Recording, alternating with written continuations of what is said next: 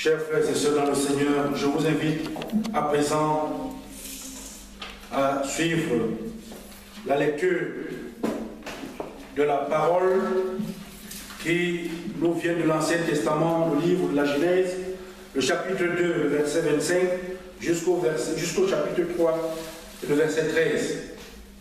Genèse, chapitre 2, verset 25 à 3, verset 13.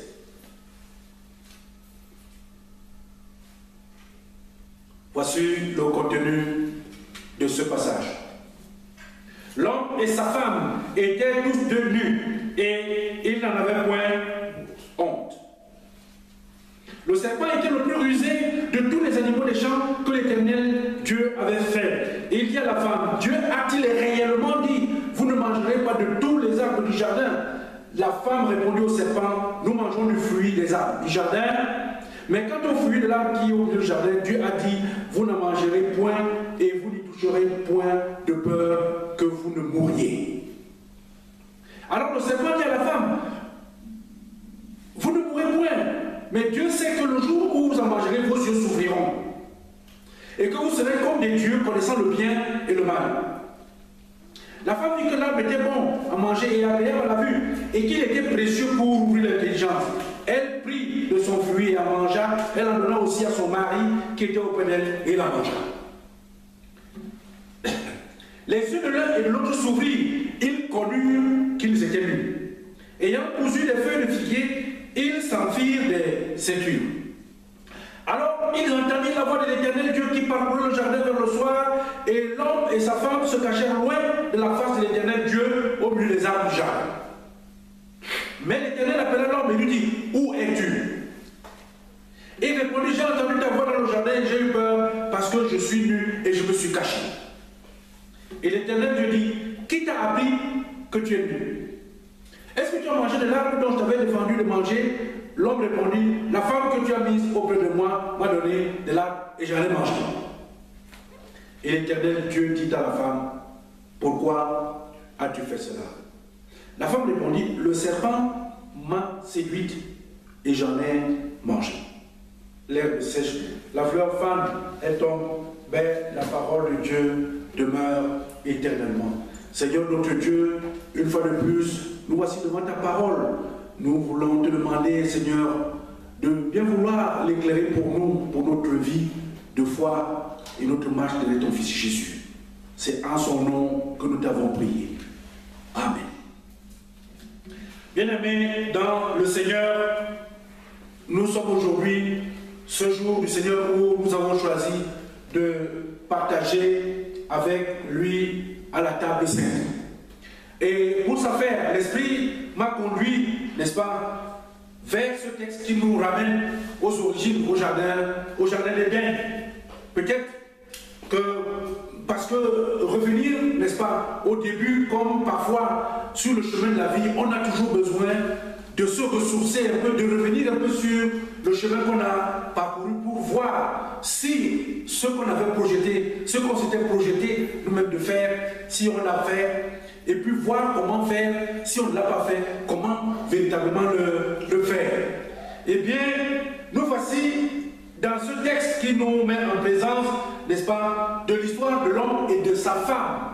Nous sommes ici dans une histoire où celui qui a été, n'est-ce pas, créé à partir de la terre et celui qui a été créé à partir de la vie. Parce que c'est comme ça qu'il faut comprendre ça. Adam a été créé à partir de la terre. Mais Ève a été créée à partir de la vie. Parce que déjà Adam, c'était plus la terre, il était en vie. Et c'est à partir de la vie qu'on a donné une nouvelle vie. Et nous sommes donc les descendants ici d'une vie, de celui qui est, parce que c'est Ève qui est, n'est-ce pas, à l'origine de la vie. Nous sommes donc concernés par l'histoire qui se déroule, n'est-ce pas, là, à l'heure actuelle.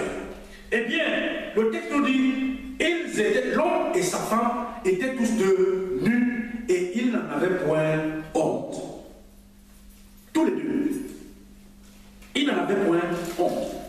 Ni celui qui a été créé à partir de la terre, ni la personne qui est venue, n'est-ce pas, de lui. Mais, bien aimés dans le Seigneur, lorsque nous sommes en face de cette situation où il est dit qu'ils sont nus et ils n'ont point honte, je me suis projeté dans le temps dans lequel nous vivons aujourd'hui pour essayer de comprendre si le concept de la honte est vérifié de manière biblique dans nos vies aujourd'hui.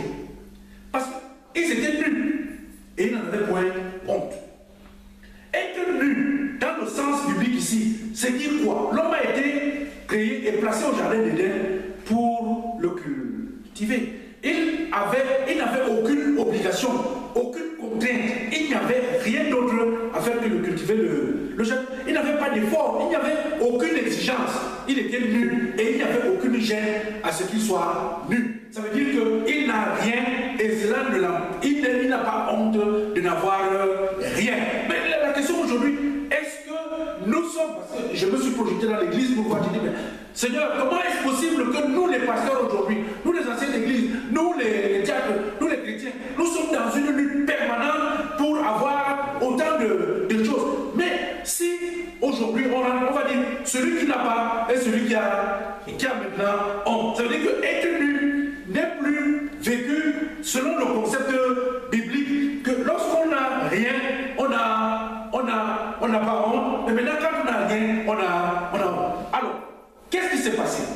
Il s'est passé une chose importante, c'est que l'homme a décidé de lui-même subir ici la mutation.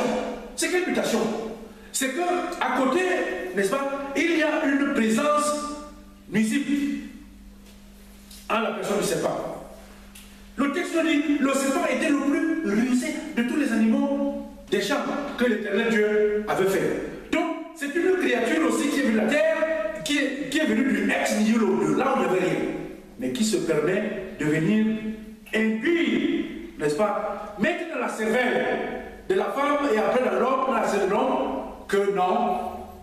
Lorsque Dieu vous dit qu'il y a une seule chose qui vous est interdite, ce n'est pas vrai. En fait, quand il dit qu'une chose vous est interdite, ça veut dire que tout, finalement, vous est interdit. Mais non.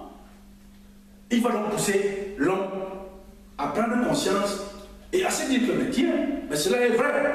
Si je suis limité, ça ne va plus. Non. Donc, l'homme va donc procéder maintenant ici là à la rupture, n'est-ce pas, de la confiance que Dieu lui a donnée. C'est là, bien aimé, dans le Seigneur, le départ de notre volonté. Parce que la liberté que l'homme va prendre, il prend cette liberté en se disant qu'il va obtenir le statut divin. Qui va... Oh, les attributs de Dieu ne s'acquièrent pas. C'est pas un statut qu'on peut avoir. Non. Dieu, c'est Dieu. Et ce qu'est Dieu, c'est Dieu. À partir du moment où l'homme a décidé de vouloir devenir comme Dieu, il n'était plus homme et il n'est pas non plus Dieu. Il se retrouve donc perdu au milieu. C'est le phénomène, bien aimé, dans le Seigneur que nous vivons aujourd'hui. L'homme vit l'ambiguïté de ses choix. Nous vivons l'ambiguïté de nos choix. Qu'est-ce qui fait le statut de la non-honte au jardin d'Éden? C'est l'obéissance à la parole de Dieu et c'est tout simplement cette vie dans le dénuement, mais qui ne change rien. Il avait tout. Parce qu'en fait, lorsqu'on revient à la position originale, il n'a pas à avoir honte. Parce qu'il n'a pas honte. Parce que tout ça, c'est à sa disposition. La fortune est à sa disposition. Mais à partir du moment où il décide maintenant, par lui-même, vouloir avancer de par ses propres efforts, sans Dieu, là, le texte nous dit, alors ils entendirent la voix. C'est les yeux de l'un, les yeux de l'un et de l'autre s'ouvrirent et ils connurent qu'ils étaient nus.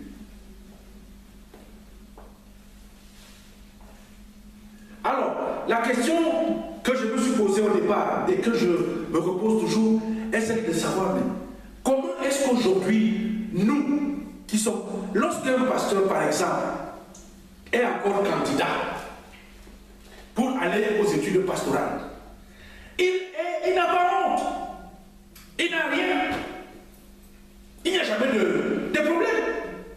Il est toujours bien obéissant à la parole de Dieu. Ce qu'on lui dit à l'église, il est obéissant. Parfait. Mais comment se fait-il que maintenant, lorsque tu deviens donc pasteur, toi qui n'avais pas honte, tu commences à avoir honte de tes chrétiens, tu regardes tes chrétiens, tu regardes tes anciens d'église, tu te dis que moi, comme mon salon, je n'ai pas un grand salon, comme je n'ai pas une voiture, comme je n'ai pas, tu commences à avoir honte. Mais pourquoi? Parce qu'à ce moment-là, on n'est plus au service du Seigneur, mais on commence à réfléchir par soi-même. Bien-aimés dans le Seigneur, je voudrais ne pas aller loin. Je voudrais vous donner c'est-à-dire que le thème de ce jour, je dis la recette. La recette pour vivre sans honte devant Dieu. Pour vivre sans honte devant Dieu, c'est la confiance en Dieu. Parce que, bien aimé dans le Seigneur, celui qui est nu en Dieu est riche et pourvu par Dieu. Mais celui qui veut devenir riche par lui-même, se trouve dépourvu à ce moment-là de Dieu. Pour terminer, je vais vous présenter l'histoire d'une feuille dans un arbre. Voici donc une feuille, n'est-ce pas, au niveau des branches sur un arbre qui estime que maintenant, elle est déjà très haute, elle peut prendre sa liberté. Mais ce qui se passe, c'est que lorsque la feuille se détache de la branche et de l'arbre, elle s'envole, et finalement, après des minutes très longues, cette feuille se retrouve par terre. Les jours passent. La feuille n'a plus de quoi se nourrir. Parce qu'elle s'est décollée de l'arbre. Et cette feuille finit par mourir, tout simplement parce que la sève qui lui venait, n'est-ce pas, à partir des racines, du tronc et à travers les branches, elle n'a plus cette feuille, cette sève, et finalement, elle se meurt. Bien-aimés dans le Seigneur, si nous nous séparons de Dieu, si nous agissons parce que nous n'avons plus confiance en Dieu, alors on va être comme cette feuille qui se retrouve en liberté, mais qui meurt, croyant qu'elle a suivi le bon chemin, alors que ce n'était pas le bon. Non. L'interdit de Dieu au jardin d'Éden pour Adam et pour Ève est valable pour nous aujourd'hui. Lorsque nous récitons le catéchisme, nous disons que le péché, c'est de faire ce qui est contraire à la volonté de Dieu. Évitons donc, bien aimés dans le Seigneur, d'agir contrairement à la volonté de Dieu. Et c'est donc dans un acte d'obéissance que je vais vous inviter tout à l'heure à faire ce que le Seigneur nous a demandé de faire. Il a dit, faites ceci en mémoire de moi. Et nous sommes donc obéissants à cette parole pour pouvoir vivre sans honte devant Dieu, parce que nous avons fait ce qu'il nous a demandé de faire. La recette pour vivre sans honte devant Dieu, c'est garder la confiance en Dieu. Que le Seigneur nous bénisse sa parole au milieu de ce jour. Amen. Prenez notre Dieu, notre Père. Merci, Père éternel, pour cette parole. Merci, Seigneur, parce qu'une fois de plus, toi-même, tu nous fais comprendre aujourd'hui que nous devons demeurer auprès de toi. Surtout, ne pas s'éloigner de toi, Père éternel. Permets-nous désormais d'être cela, capable d'être fidèle, capable de ne pas pouvoir s'éloigner de tes saintes écritures. À celui-là qui nous a transmis ce saint message, Père éternel, permets-lui, Père éternel, davantage d'être nourri spirituellement pour nous nourrir davantage. t'avons demandé ceci au nom de notre Seigneur et Sauveur Jésus.